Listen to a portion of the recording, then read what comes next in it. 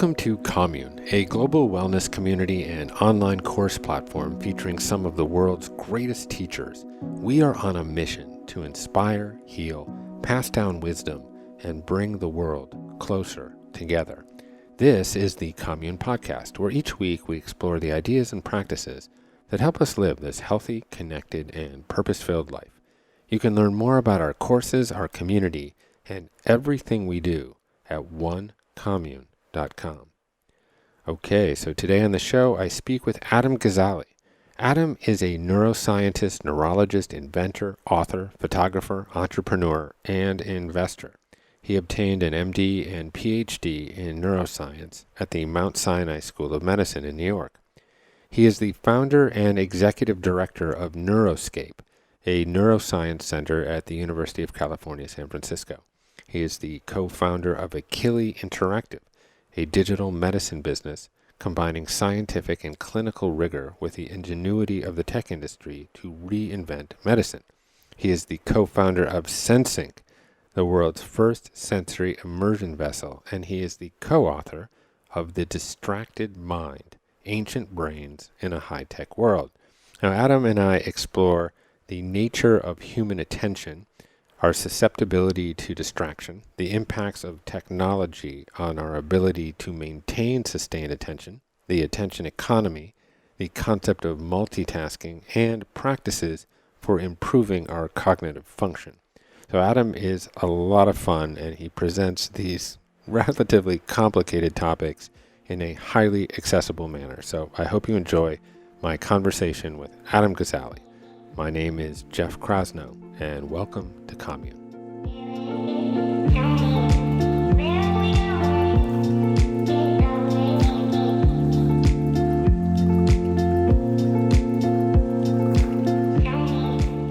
All right, welcome, Adam Gazzale, to the Commune podcast. Thanks for making time. Thanks for having me here. Yeah, and congratulations to the newest member of the Gazzale brood. Oh, thank you so much. It's a strange time to have a child, but it's been quite a ride so far. Yeah. Well, I've been looking forward to this conversation, and I know there's a lot of topics we could explore, given that you're the exemplar model of a Renaissance man, not just in countenance, but also in the things that you actually do. From neuroscience to invention to photography, and I know you have quite a prolific career as an entrepreneur and investor.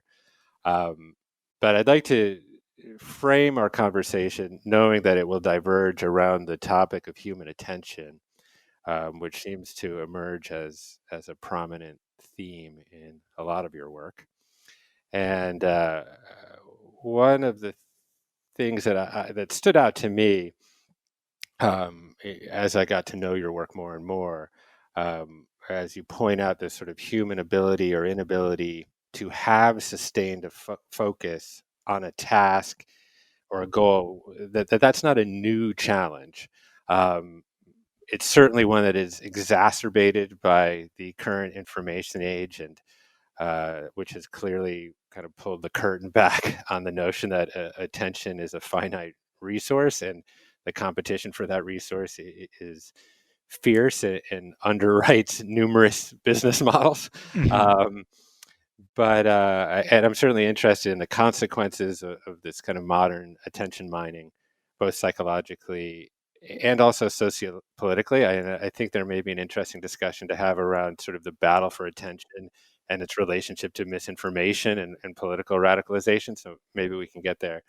But while it's very enticing to jump in and just excoriate tech and social media when having a discussion on the nature of the modern distracted mind, maybe we could zoom out a little before that. And one of the things that I enjoyed about your book, The Distracted Mind, was its ability to examine and dissect the component parts of distraction, which predates the technology revolution. So you talk about goals and the human propensity to consistently create goals, kind of both modest and we're going to solve climate change, and everything in between, and our susceptibility to be distracted, even when attempting like the simplest goals of like getting a cup of milk from the refrigerator. So I wonder if you could just take a moment here at the beginning to unpack the idea of human goals and how they are often interfered with, kind of both externally and internally. Great. Well, thanks for that first question. It's one of my favorites to talk about because I agree it forms a foundation for a richer discussion about the story of our times, technology and the attention deficits and the cognition crisis, as I like to think about or frame it. But it should be grounded in an understanding about what our brains do at their very core. How did they evolve to be the brains that we have now? And I find that evolutionary perspective and that environmental perspective of thinking about the brain in the context of the world around us really helpful for all other discussions, even if that discussion is as complex as climate change. So to ground it in that, I like to begin by starting at the beginning. Thinking about where our human brain that we have now, where did it come from? And it was really guided by survival pressures that you could even see on single cell organisms before there was even a nervous system. And essentially what the brain does is it allows us to interact with the environment around us to promote our survival. And it does it through really, this what we now think of as perception and action, right? We take in information and then we respond to the world around us appropriately.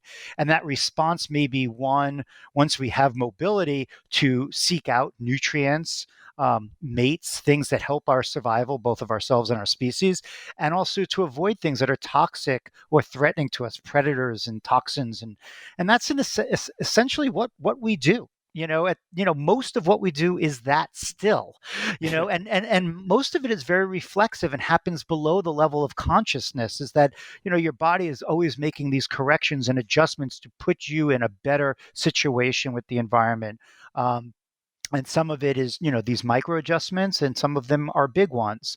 And it's helpful to realize that that is the majority of what the brain does even today in modern humans. But what has occurred, which is fascinating throughout evolution of our brains, all brains, and especially the human brain, is that reflexive process of receiving information and then responding to it, which, as I said, still occurs. Someone pricks you with a pin, you move your hand away, these reflexes are still there.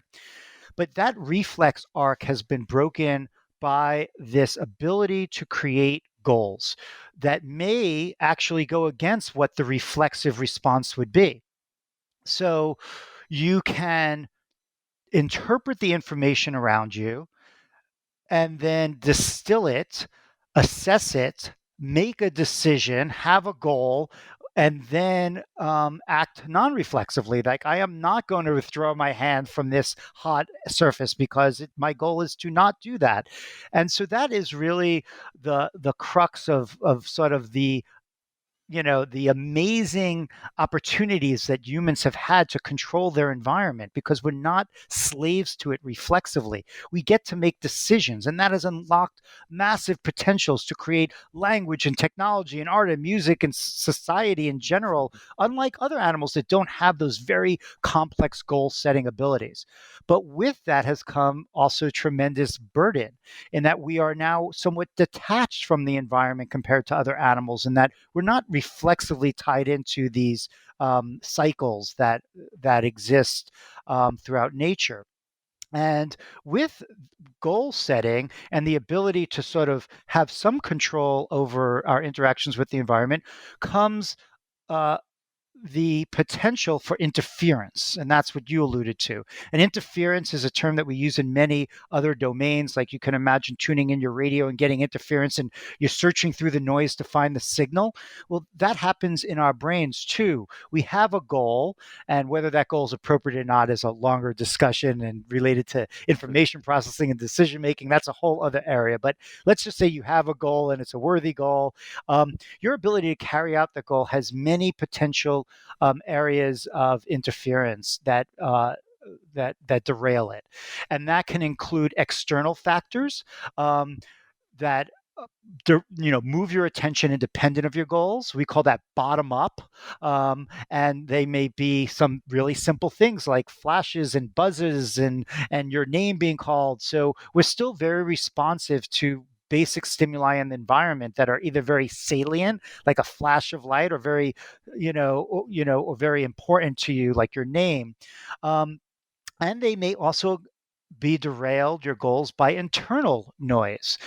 So, these obsessive compulsive thoughts that you may have, that could be either pathological, like in PTSD or OCD, or just, these ruminations and mind wanderings that occur that also derail you from your goals. So, this is the human story, right? We have this incredible potential to interpret the world around us in a non reflexive way and reach decisions and set goals that are complex and interwoven with other goals and temporally delayed by decades. This is an amazing, I think, the pinnacle of the human mind. But it's also opened us up to a susceptibility to be disconnected from the environment and imagine ourselves as this sort of island, which I think has led to all sorts of negative outcomes, and also to have a lot of interference that leads to poor goal enactment. Yeah. Yeah, that's very helpful to, yeah, I think understand sort of the ground conditions from which we're working. And certainly, I just to kind of ground it in human experience. I mean, I certainly wake up every day with certain short-term goals and long-term goals, um, and I've convinced myself, perhaps foolishly, that I can manage toggling between various goals, uh, which seems to be kind of a more and more prevalent in modern day. Um, but I wonder if you could, uh, I guess, sort of address that sort of, I guess, this ancient tension between, achieving goals that we set out for ourselves, but also there seems to be some sort of neural reward for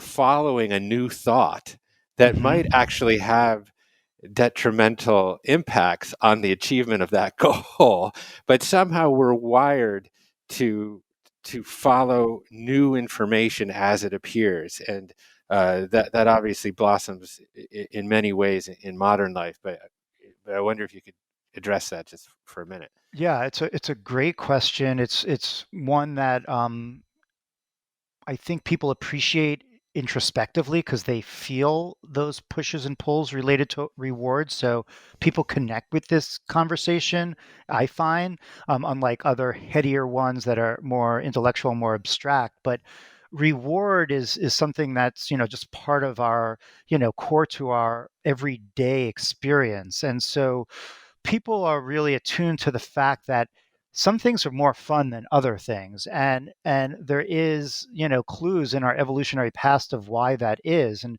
what you described is true. I always say that we're information seeking creatures, and there are, there's a long history of really very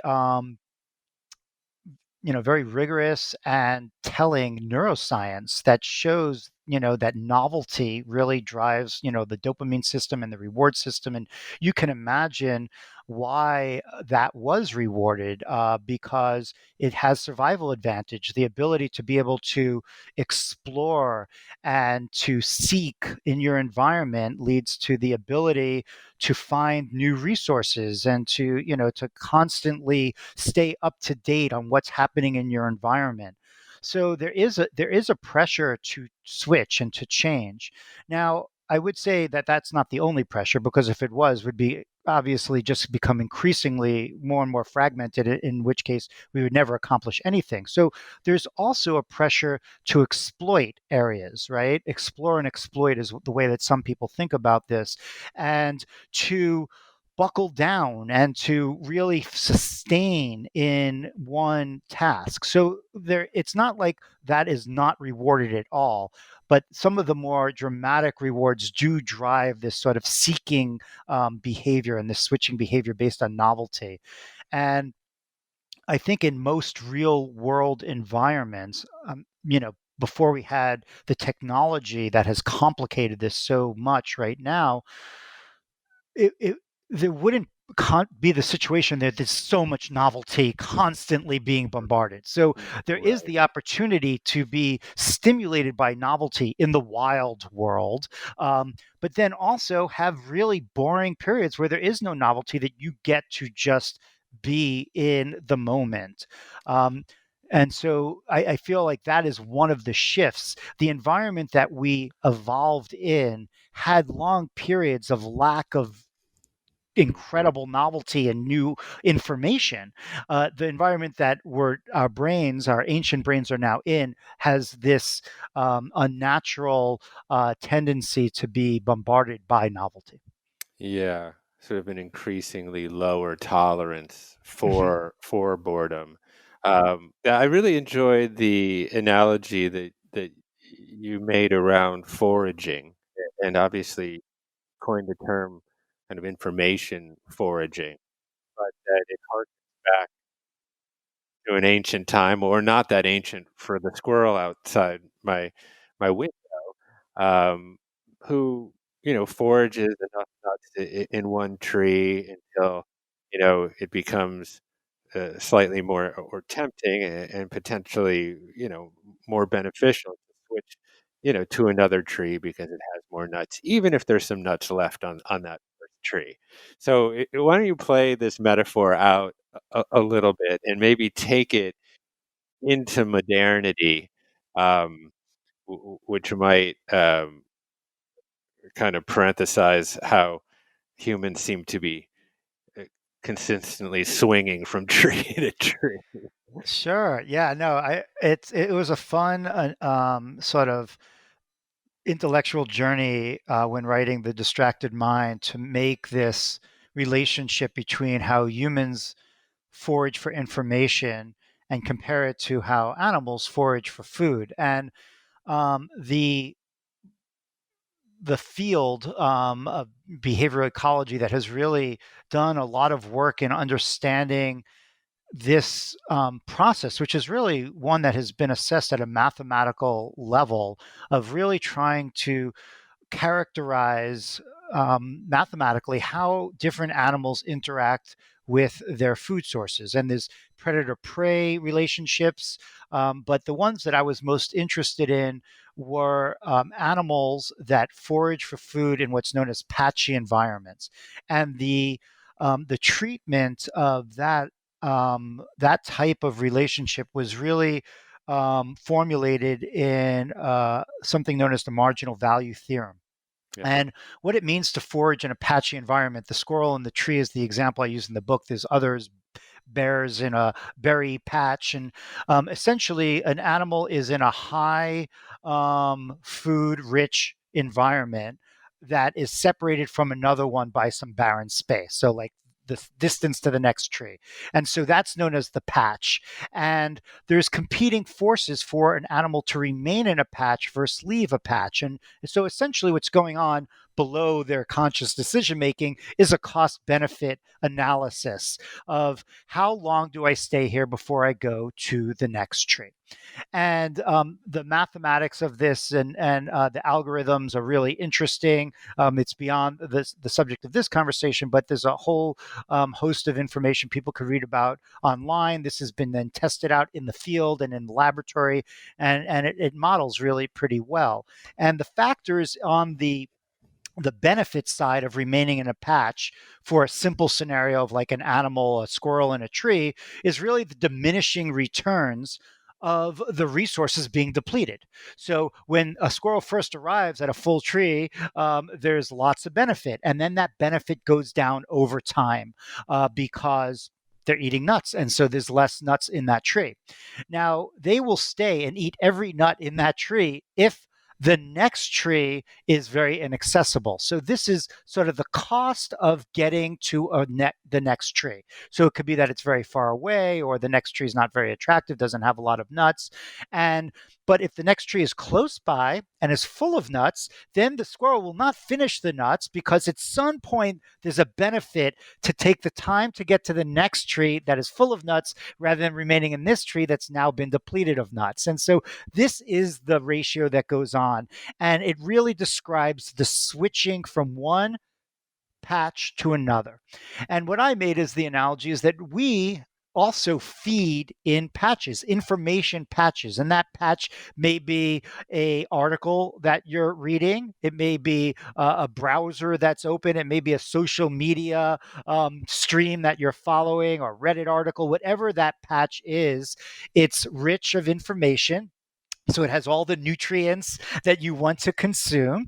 And at some point, you're going to leave it for another one. And so I was making that analogy and trying to see if I could bring that formulation into modern day times, switch out food for information, and think about the cost benefit ratio and decision making that goes on, usually subconsciously, that decides whether we stay in an information patch or leave. So that's the transition. So in the modern way of thinking about it, where we're that squirrel and that tree is, let's say, an article that you're reading online, um, there is the benefits of being there that are diminishing over time. So they diminish over time because you've read half the article and maybe the juicy parts were up front. So that's sort of like the tree is now being depleted of nuts. But in humans, there's actually other things that lead the benefit of remaining that make it diminish. So we have this accumulation of boredom because we're in one task. We alluded to that a little earlier. We don't have the novelty factor as high as it was at the beginning.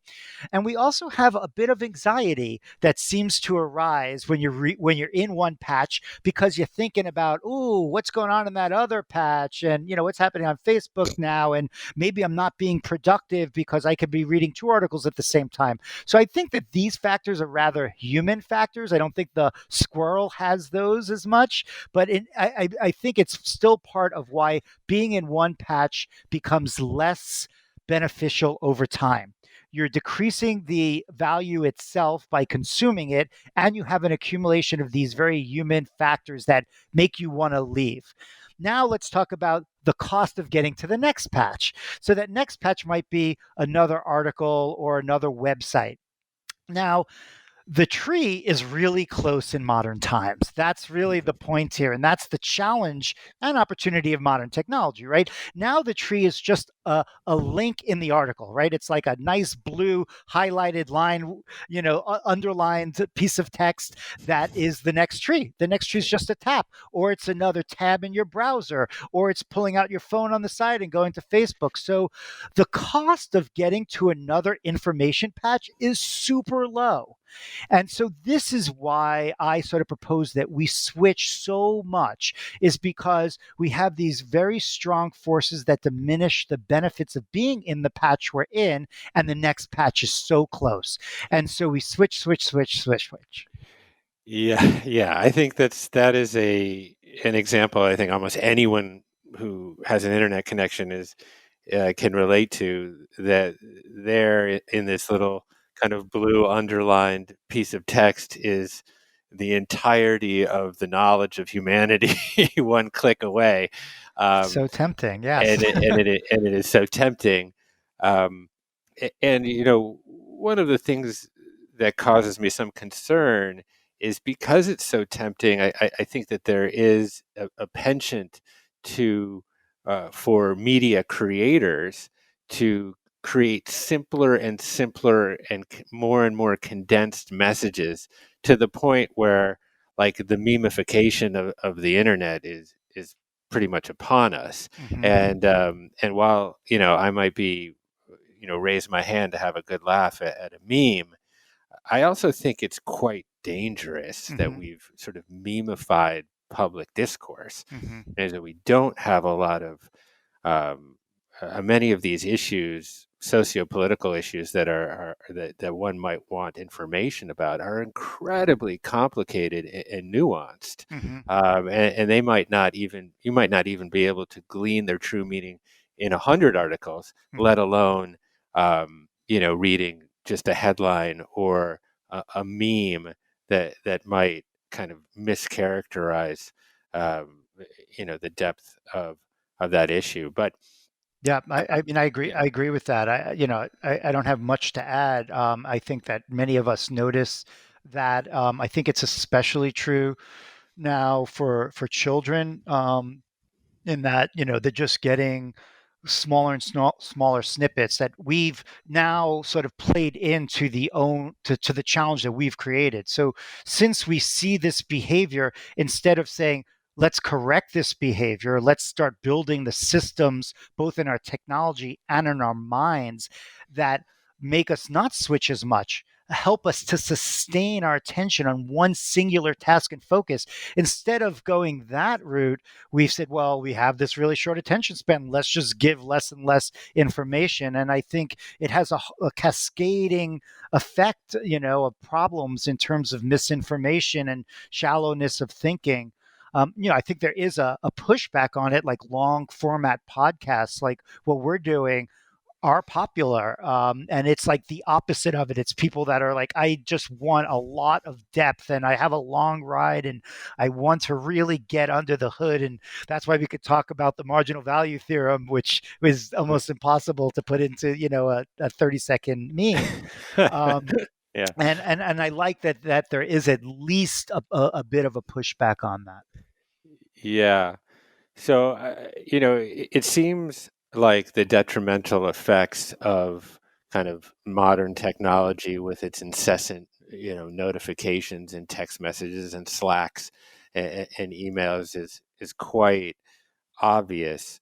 Um, but maybe you could even just take a moment to really underscore sort of the price that we're paying. I mean, when we're clicking, when we have a task, we're writing an article or we're doing something for work, putting together an important PowerPoint, and we're then distracted and click out. I mean, what is the degradation in our ability to actually achieve our goals by this kind of behavior? Yeah, there's so many ways to answer that question, which is why I wound up writing a book on it. Yeah. From a personal perspective, not in my personal life, I have certainly a much as challenge with distraction as everyone else in that realm. But when I say personal, I mean from where I've done my own research in my laboratory. We focused on the consequences of that type of switching, distraction, and multitasking on memory and perceptual decision making. And it's quite profound. It's not subtle, it exists across everyone. It gets worse as we get older. There is an inability of our minds to hold information at the same high level of resolution when there are distracting elements. And by distractions, what I mean is information that you are actually trying to ignore. It's not that you're multitasking, it's that you're like, oh, I'm in a noisy restaurant, or there's chatter going on around me, or I have a busy visual space in front of me and I actually don't want to attend to it. I want to filter it and I want to attend. Even under those circumstances, there's a degradation of your processing of what your goals are on. And when you make the decision to actually try to multitask, there's even further degradation. And we've seen that with functional brain imaging, both MRI and EEG.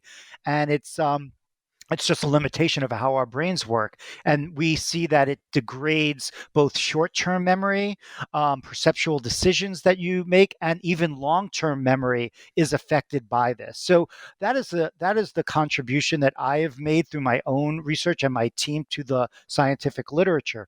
But in the distracted mind, what I did was say, okay, now I'm going to reach to other people's research and try to tell the bigger story.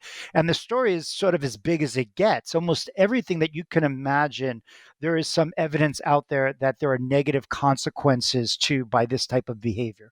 So when it comes to performance, at work, which is different than what I was talking about, which is the true like cognitive measures in a laboratory. But that has been well documented that even though people think multitasking is helping productivity, it actually diminishes it. You see it in children, whether it's their school performance or their studying at home. It's been shown on relationships and human interaction and empathy. It's been shown to have negative effects from a safety perspective. I mean, the most obviously being texting and driving, but many others. Negative impacts on sleep. If your goal is to sleep, that's a task in itself, and it by fragmenting that with parallel processing other tasks, it leads to negative effects on that. So on and on. Wherever you look, this seems to be a negative consequence of fragmenting our attention in this way. Yeah. And maybe you could also just take a moment to address multitasking since you did bring it up. And certainly there's this, I think, a popular perception that this is something that we can and should do in the achievement of kind of parallel goals.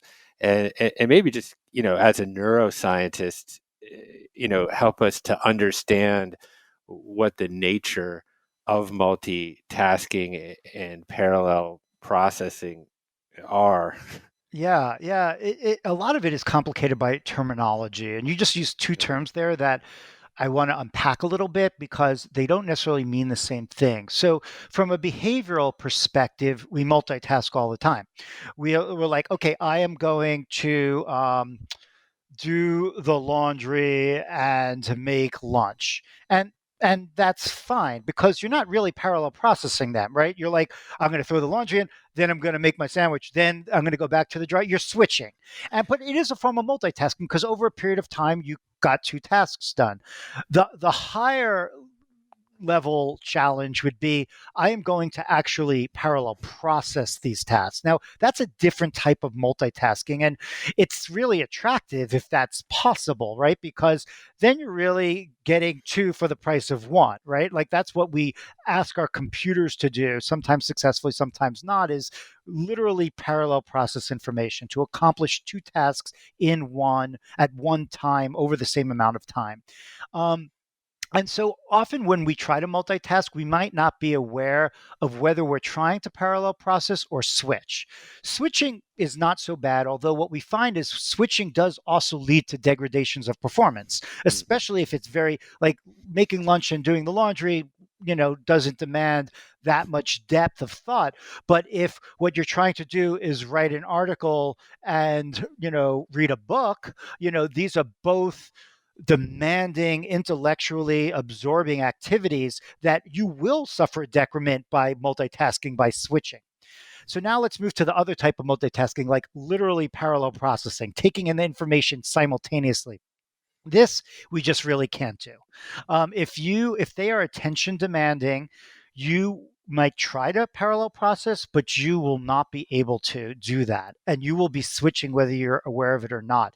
Usually, you are aware of it. So, for example, the example I love because probably everyone has tried this is if you're on a call, it could be a personal call or a conference call, and you're trying to engage in the call, but you also decide to do your email at the same time, right? Because I've let's never done that. Never done let's say this is the pre-Zoom world before COVID when we actually had calls without video. And you're like, I'm gonna try to get something else done at the same time.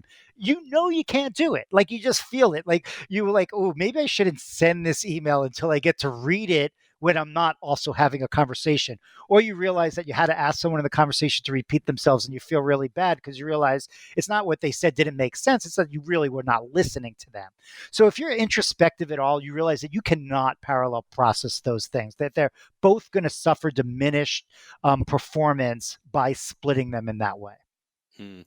Yeah, and I suppose a lot of this stems from a feeling of time scarcity that we all seem to have right now, that because there's not enough time to do things, we want to take on simultaneous goals, but the performance of those goals or the performance in pursuit of those goals is so poor that we'd probably be better off if we actually single tasked and then took a separate cadence. Would that be your Yeah, recommendation? I think that that's what we're wrapping our heads around now. And there's lots of reasons why we try to do that. One is that there's this feeling of time scarcity. The other is, like I said, the anxiety of like, not being ultimately productive, or that you're missing out on something else that's important or interesting.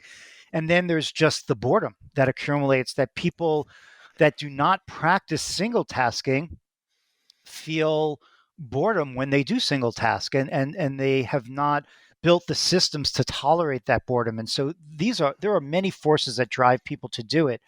But in the end, I would say the recommendation, based upon my read of the literature and my own research, is that for things that are really important, that demand your attention, that you want to do with quality, that have a time signature stamp on them, that really need to be done in a certain amount of time, it's better to single task it and learn how to be a better single tasker and accomplish that.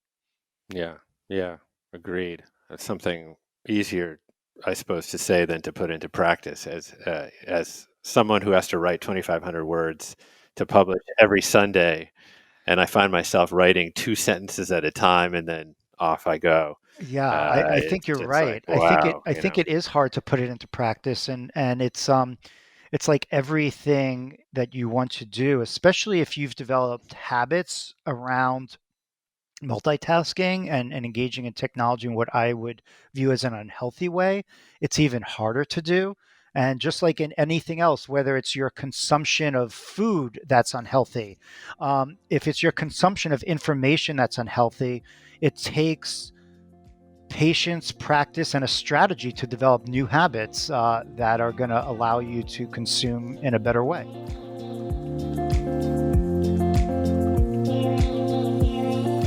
Performance Kitchen is creating the next generation of frozen food, combining great taste, whole food, nutrition, and convenience.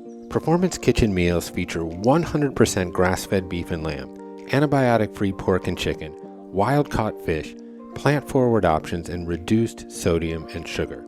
It is Performance Kitchen's mission to change the way we eat by making remarkable frozen meals that are truly nutritious and taste delicious.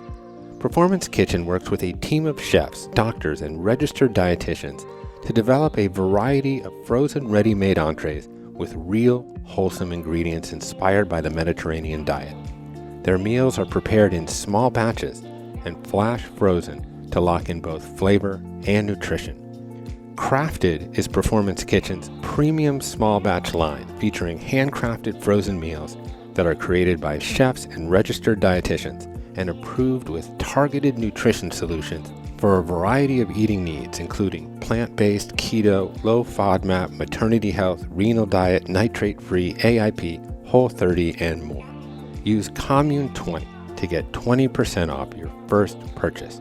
Go to performancekitchen.com. I want to touch on some of those practices that can help us with sustained attention, but there is one hypothesis that I've been really dying to ask a neuroscientist, and it's a little bit off course, I think, from at least the stuff that I've read, but I'm certain that you've thought about it, because anyone who's alive right now, I think, is and curious, is thinking about these things. And I'll sort of subtitle this hypothesis that with the battle for attention led to the siege of the Capitol. Okay. Just to lay it out as a headline first and then back my way into it. Sure. So, and it'll take like a second to set up I'm happy. this theory. Yes. So increasingly, there is obviously tremendous competition for our attention. I mean, there's a whole economy around it. And the economic business models of some of the biggest companies in the world are sort of grounded in this battle for our attention. So YouTube, Facebook, Twitter, etc. And these business models themselves depend on maximizing watch time, essentially like keeping you on the platform for as long as possible, with the goal of serving you up the most ads over that time, and generating revenue from those ads.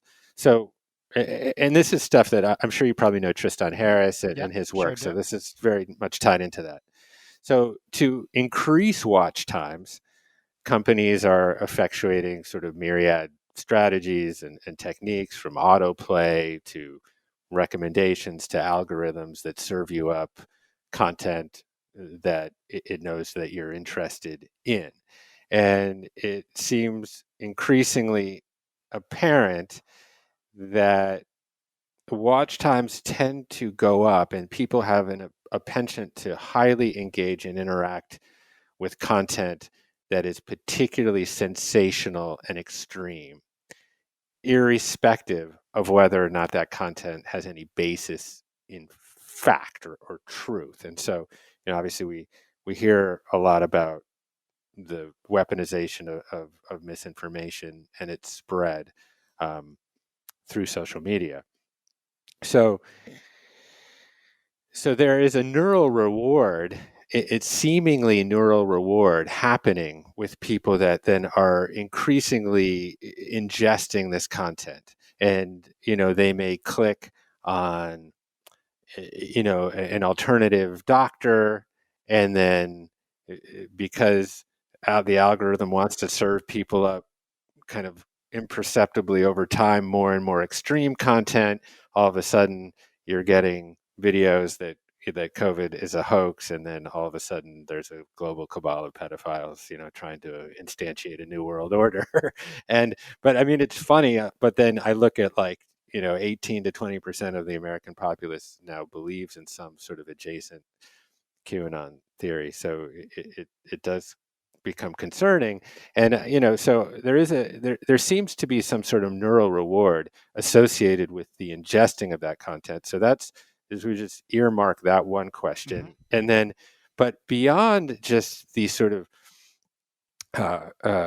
neural benefits from ingesting, people also seem to be almost addicted to becoming vectors for the propagation of that material, because it is so sensational in its nature that it generates all sorts of likes and comments and followers, to the degree that then people are become addicted to that dopamine flowing down this sort of neural reward pathway, that then in sort of a BF Skinner way, like, it reinforces that behavior. Mm-hmm. So, and it's like, if you play that scenario out, and if this hypothesis sort of holds any weight, that you can see how this battle for attention leads to radicalization politically, that has, I think,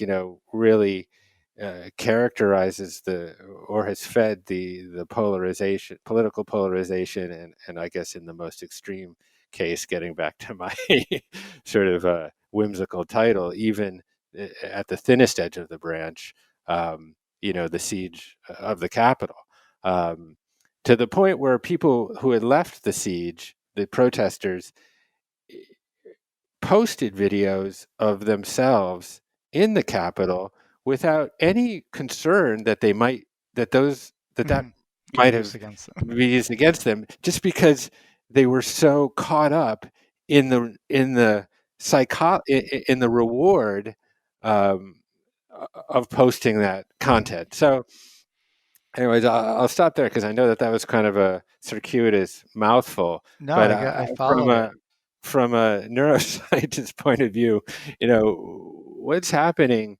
here with, how is this quest for attention contributing to this seeming collective delusion that we're having? I mean, I think your description was really well articulated, and I agree with it for the most part. I don't think it's all of what contributes to it, and I'm not just talking about politics, but I think even when it comes to cognition, and I want to elaborate on that. But first, I want to just reflect on the attention aspect, and I think it's true. I mean, the fragmentation of our attention has myriad consequences, which we just described.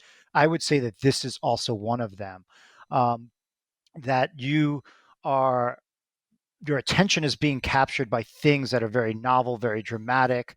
Humans are storytellers in a big part, both receivers of stories and tellers of stories. It's been part of Mm. our history from the very beginning. It's how we learn language and music and all of these things. So it's also very core to us. And a lot of this, I think, is about storytelling. Um, Interesting. Yeah. and being the recipient of the story and also being the storyteller, I think, is a lot of this. But it's very much about attention. And it's one thing if you tell your story and you don't know if there's anyone listening, and there's another if you could see the likes as they accumulate, and then it does give that reinforcement, the social reinforcement and reward. So I think attention fragmentation and how media has supported it through what you're referring to, this attention economy as it's been referred to, and it, and how it's just so accessible, just returning to the fact that it's in your pocket and you could reach for it whenever you want at any time of the night. And that is all, I think, aggravators of what we've witnessed in terms of conspiracy theory and in terms of just misinformation and anti-scientific thinking in general. Um, but although attention is my thing, right? It's what most of my research is on. It's what I write about and talk about the most. I don't think it's just about attention. And I wrote a follow up to the distracted mind where I started broadening out this discussion. I called it the cognition crisis. It's available online, freely online. It's not as long as a book. It's like a couple book chapters, I would say. And um, and what I talk about there is that yes, attention is fragmented, and the I think it doesn't. I think if anything, we see it more and more since I wrote that book, today. But I would say that our entire framework of how we interact with the world, our cognition abilities, broadly defined, is lacking and deficient, and leads to problems like you just were discussing and other problems. And by cognition in this case, I'm including attention, but also expanding it to memory and perception and imagination, creativity, decision making, analytical decision making, empathy, compassion. We are lacking in all of these things, and we have not prioritized them and really tried to elevate and evolve them. And because they're all lacking, when your attention is fragmented and you're taking in noisy, low quality, low signal information, you don't have the proper analytical skills to make decisions about it and to evaluate it. You don't have the rich empathy and compassion to have perspectives about it outside of your own world. And it's these type of other deficits that we are facing as a species that leads to the type of problems that you're talking about and others. For example, climate change, right? And the other crisis that's going on right now, the pandemic, right? Like if you were just like an alien species visiting, an alien visiting our world and looking at how humans are dealing with these crises, you'd not be very impressed, right? Like there's some No. really, really bad decision making going on. And I think that in order for us to manage other complex time delayed crises or even immediate crises, we need to have better minds. We need to have elevated cognition, better ability to sustain attention, make decisions that affect others in a future time other than ourselves. We are not there, and we have not really put this up there with other pressing global priorities. If you look through like the UN's list of world problems and the World Health Organization, and there's many of these lists of like global grand challenges, I don't see in those lists enhancing human cognition. But it should be front and center, because if we cannot elevate how we think, we will not effectively deal with any of these other crises that we've been discussing. Yeah, beautifully put and inspiring. I absolutely agree with you. I mean, in many ways, what you describe is sort of the problem behind a lot of the other problems, and these are the Yes. things that we often don't address. As my friend Marianne Williamson often says, we're focused on watering the leaves and not the roots, or taking a more functional medicine approach to our problems, where you're actually trying to get at the root cause and address the root cause, because a lot of our problems seem almost now epistemological on one side, and then almost, I guess I'd categorize it as spiritual on the other side. I mean, things like virtues and qualities like empathy and compassion, bringing loving kindness to the presence of suffering, these ideas that are at some level core to what we are as humans and what separates us. um, you know, we seem to have an increasingly distant relationship with some of these. So I'm curious if you can point us, and I don't, and you can take obviously the conversation any direction you want, but if you can point us, potentially to some solutions, Hmm. or practices that we can at Hmm. least begin to engage in, both personally and potentially communally, to address some of these deficiencies. Yeah, these are thorny problems, and step one is recognizing them. It's not enough. You may know that you have a problem with smoking cigarettes, but it doesn't mean that you're going to solve it. But not knowing you have a problem is certainly a guarantee that you're not going to solve it. So, having conversations like these, being introspective about how you think, about how you make decisions, about how you interact with technology, and other people are, I think, a starting point. And you could do a lot with it, on your own, talking to other people that you trust, whether they're professional therapists or trusted friends and people that you could really open up to, and start really paying attention to your behaviors, because one of the ways of managing this, not the only way, is to modify behavior. How we behave really has a large impact on our health and the world around us. So one thing, and we could dive into how you do that. I'm not like a self-help expert, but I certainly have spent a lot of time thinking about my own behaviors. Is to modify your behavior. Um, Mhm. the other thing is to modify your brain, to actually strengthen the processing capabilities of your mind, and to make it a stronger engine and ability to perceive the world and to act in the world in a more effective and kinder and happier way. And so I don't think that they're the same things. You could change your behavior without really changing your cognition in that way.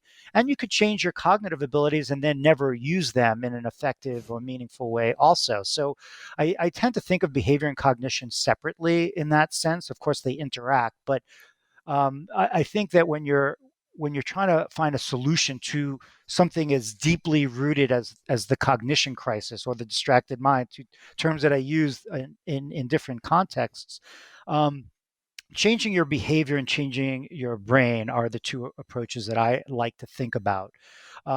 So that's sort of how I organize it. Maybe to get a little bit more concrete, less abstract, changing your behavior, first step, observing your behavior, realizing that it needs to be changed, right? If you don't want to change your behavior and don't understand your behavior, then it's just going to be not possible, I think. But once you are a good observer of yourself and you also reach the decision that how you're behaving is not the way you want to, that you want to focus your attention on one thing, that you want to think more clearly, that you want to have richer empathy for others, then you're on the path, the long path of self improvement and all the things that involves. Um, One of them, that experts in this, I am not, like I said, a self-help expert, is the construction of new habits. Breaking habits and forming new habits is something that when I listen to others talk about behavioral change, I think really makes a lot of sense. And when you start trying to change your own behaviors, you realize how hard it is to change any habit that you have. But once you get a new habit, it's also in there. So I think it's sort of habit switching, taking your behaviors and building those new constructs is a big part of that. Yeah, I totally agree. It's almost taking what would might be categorized as voluntary behavior and practicing it such that it becomes reflexive. Undoubtedly. Uh, um, I wrote an article recently, and this sounds a little Pollyanna, so you can get your didgeridoo out at any moment. But that I was going to actually try to actually live from a place of love Hmm. more of the time, Hmm. and for me that really does require quite a bit of effort, Hmm. and I have to sort of I have to engage in a meditation practice such that sort of this kind of love, not as a transitory emotion sort of arising and subsiding in consciousness on a moment by moment basis, but more as a state of being, Hmm. um, that emerges kind of from the absence of need and Hmm. kind of in the emptiness that meditation can provide, such that it sort of infuses my normal human Hmm. everyday experience Hmm. with some kind of like love perfume. Hmm. Um, but Hmm. but I like that. it's a practice. But I find that I'm sort of that was my New Year's resolution amongst other more modest ones, and and I find that it does slowly and imperceptibly work if you can dedicate yourself to the practice. One of the things that I found very interesting about your work is that you're not necessarily recommending that we all, become Luddites Hmm. to address, uh, the world of distraction. Hmm. And so I wonder if you could talk a little bit about your work in relationship with technology and specifically video games Hmm. and how one can actually become more mindful by playing a video game. Yeah, no, I love this transition. It's always a complicated one. It's why I don't do like 10-minute pieces anymore because, it's like almost like this cognitive dissonance in trying to like work through how I could be saying we need to be less distracted. And I also am a video game developer as a neuroscientist. And so it needs unpacking. And I do stand by our conversation that technology has challenged our brains in very fundamental ways, and more than we've even talked about here. But I don't believe that makes technology bad. I don't believe that it should be demonized for that. Um, Everything has, yin yang, right? Everything cuts both ways, right? Exercising is great. Training for a marathon has health benefits, but it also could destroy your knees, right? And food, good, bad. Drugs, good, bad. Like it's just the way it is. And technology has good and bad. And social media is amazing in some ways. Like we talked about at the beginning of this, I just had a daughter, and now my elementary school friends I haven't seen in 40 years tell me that she's beautiful and they're so happy I'm doing well. And it's amazing that that can happen. Amazing, mind boggling. So I really don't like the whole idea of demonization and throwing out the baby with the bathwater. Technology is incredible in its opportunity to connect us and give us information. And it's a way more nuanced story than it's just good or bad.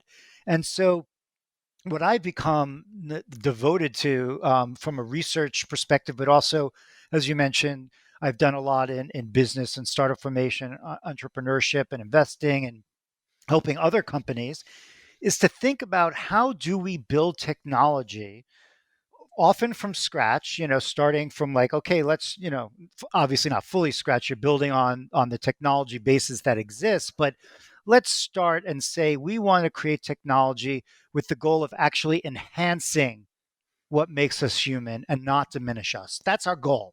Yeah. Sure, we want to be a successful business and make money and all those things, and those aren't bad goals, but it's not our only goal. We want to actually really think about technology, information technology, more than an entertainment, more than communication and knowledge building. those things are fine. Many people are focusing on them.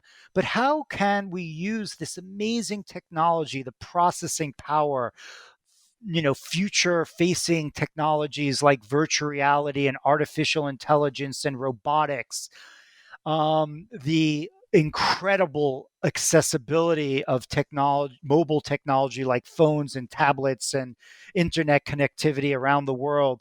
How do we leverage all those things to improve our brain function? That's really the question that I've been asking myself for over a decade now. And there's an amazing potential here that is really untapped, really just beginning to be. And, I think I've contributed to it through Neuroscape, which is my research center at UCSF, and Achille Interactive, and Sync, Jazz. These are some entities that I've created to help this goal with co-founders. But there are many people around the world that are doing this now. And we're still really at our infancy, I would say, in realizing the promise of technology to be cognition enhancing tools, broadly defined as I just described: mood, empathy, decision making, attention. And that's what I am just passionate about. I love stories that have both sides and the villain becomes the hero, and Mhm. it's really attractive to me to find the path of technology that helps a lot of these problems that it's aggravating. Yeah, sure.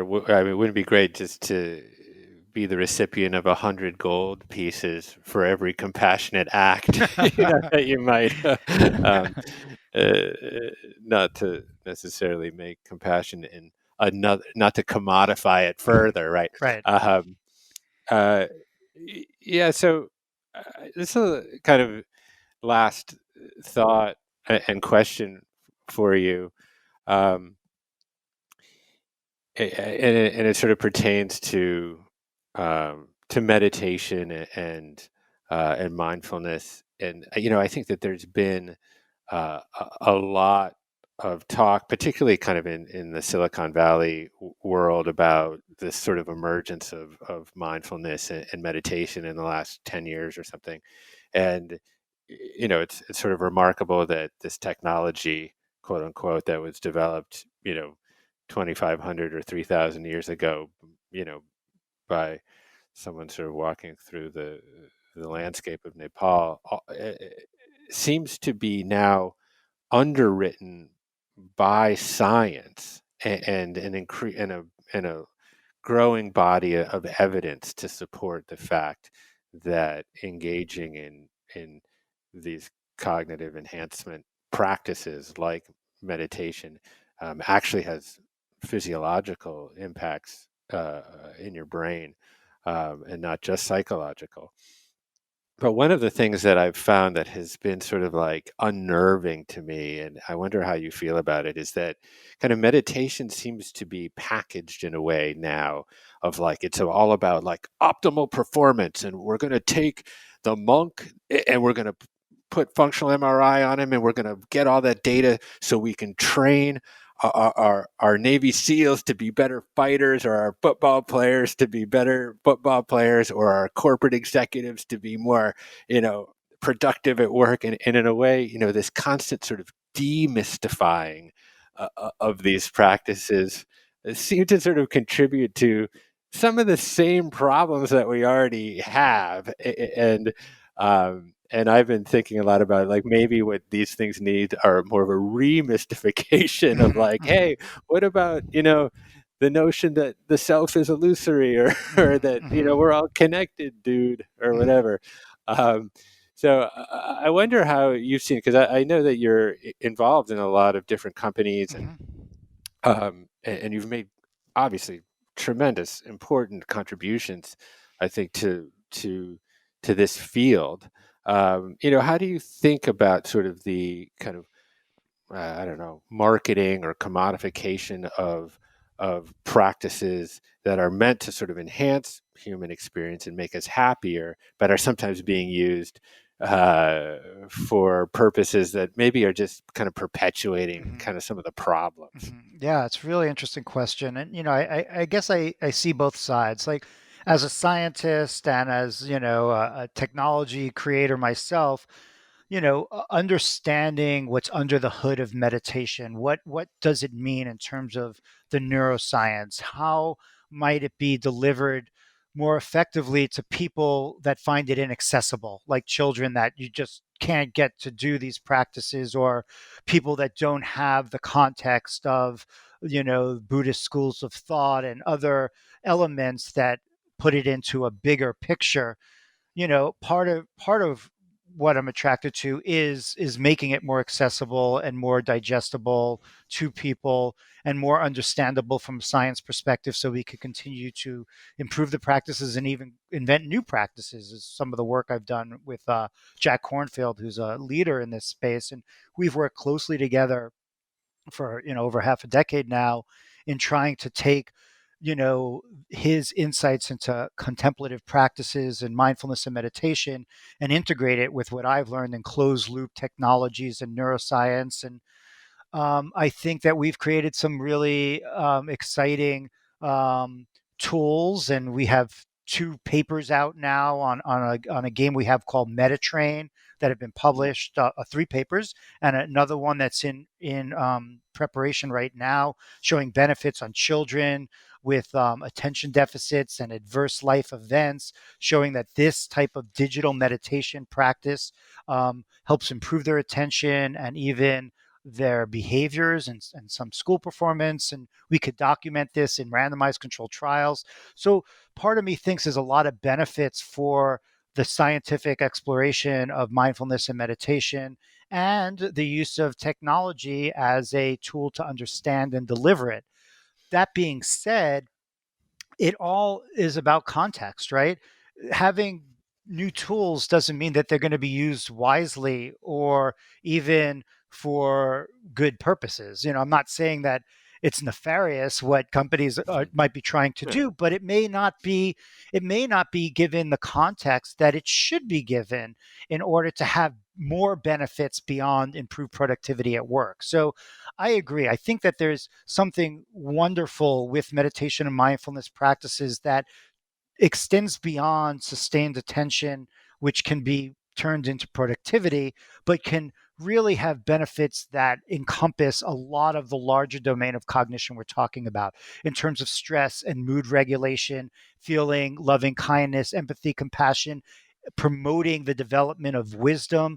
So it's not that I think it's bad that it's happening, but um, if it's not presented with the right context, it may not achieve its ultimate potential of all the benefits it could have. So that's more how I think about it. It's not bad, but it may not be the ultimate of what it can do. Yeah, yeah. So last thing, as a new dad, do you how are you analyzing yourself from a neurological perspective and how you're dealing with this situation? I mean, how are you doing? Yeah, I'm doing okay. I'm 52 now, so not the normal age that someone becomes a new dad. I have a beautiful daughter now named Eloin, and it's hard to understand how weird being a dad is in general in the context of shelter in place, shut quarantine in San Francisco and a global pandemic. So I feel like it's a bit of weird within weird, and I can't always disambiguate them. But yeah, I think I spend a lot of time observing my behaviors always and trying to understand my brain and watch it interface with this creature that I've created that I seem to love so deeply, even though I don't know Right. very well, nor does Yeah. she seem to know me, which actually bothers me, even though I understand why. I want her to know me. Um, and so, yeah, I do spend a lot of time not just thinking about my own neuroscience, but of course, the irresistible charm of developmental neuroscience and watching every day a new feature come online, which is just so wonderful to see. But yeah, it's great.